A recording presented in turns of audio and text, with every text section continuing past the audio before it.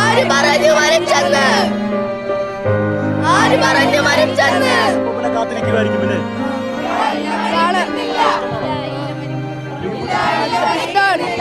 അവസാനമായിട്ട് കാണാൻ വേണ്ടി കാത്തു നിൽക്കുന്നു. കണ്ടേ പോവും. മരിച്ചിട്ടില്ല. ഞങ്ങളുടെ എല്ലാവരുടെ ഉള്ളിലുണ്ട്.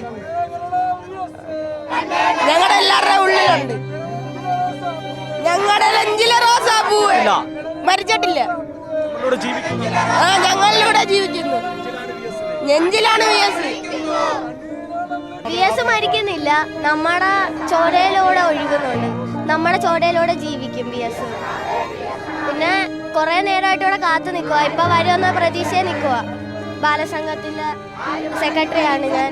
അപ്പൊ കണ്ടിട്ടേ ഇവിടുന്ന് പോകത്തുള്ളൂ. വി എസിനെ സംബന്ധിച്ചിടത്തോളം വി എസിനെ പ്രശസ്തമാക്കിയിട്ടുള്ള വി എസിന്റെ ഏറ്റവും പ്രധാനപ്പെട്ട പോരാട്ടം എന്ന് പറയുന്നത് പുന്നപ്ര വയലാർ പോരാട്ടമാണ്.